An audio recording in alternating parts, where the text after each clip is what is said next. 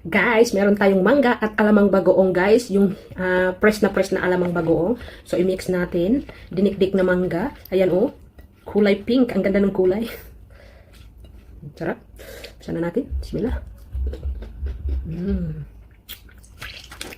Dagan natin ng chili. Oh my God. Parang kilaw-kilaw. Sa amin doon sa Basilan guys, tinatawag na kilaw-kilaw. Sarap.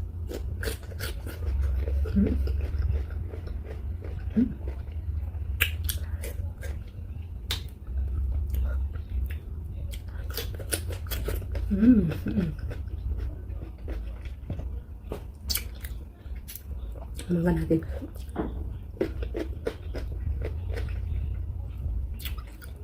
Meron din tayo din hiniwa.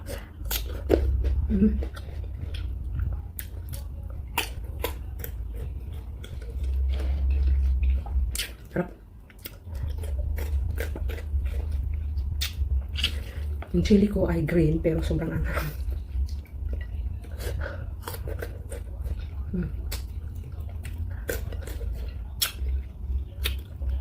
Sarap.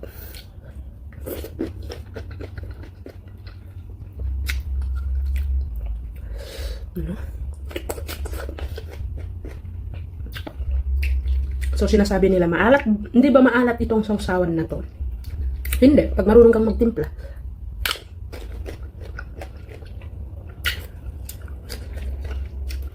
Dahil maasim ang mangga. Tamang-tama yung alat ng alamang bagoong. Di, sobrang sarap.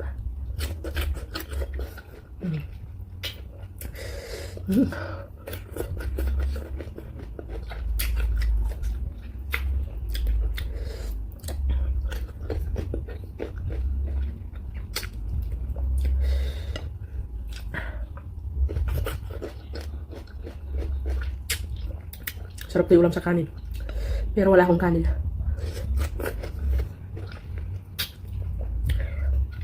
Ang kinain ko guys ay masama ang pakiramdam ng asawa ko, tapos gusto niya kumain ng beef.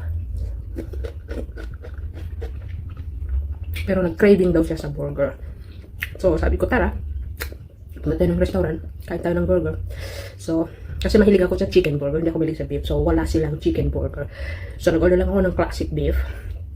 Pero kumagat lang ako. Binigay ko na sa asawa ko.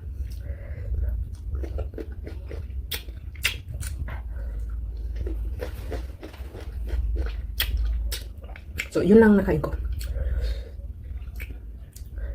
Hindi na ako kumain ulit.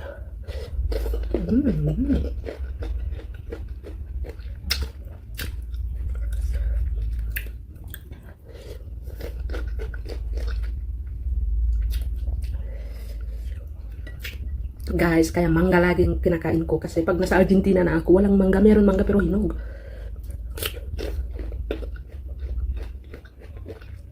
Tapos ang mahal.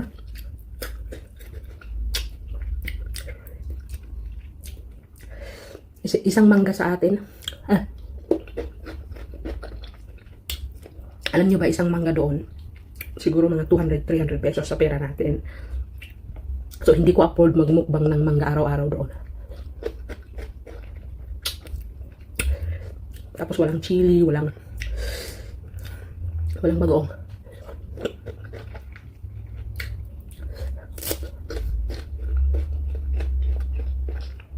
Buti na lang na na-cancel konti ang pag-alis namin dahil may meeting yung asawa ko sa February.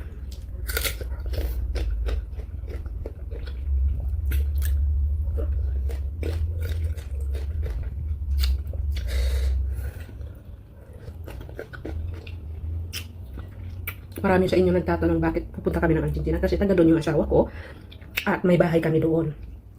So gusto namin parentahan, kaya kailangan namin ayusin, gawa ng swimming pool. Kasi sa Argentina kahit malamig, hindi rerentahan yung bahay mo pag walang swimming pool. Ang weird ng tao doon. At saka naka-residency ako doon sa Argentina, kailangan madalas kami doon para hindi ma-cancel yung residency ko. Sarap ito.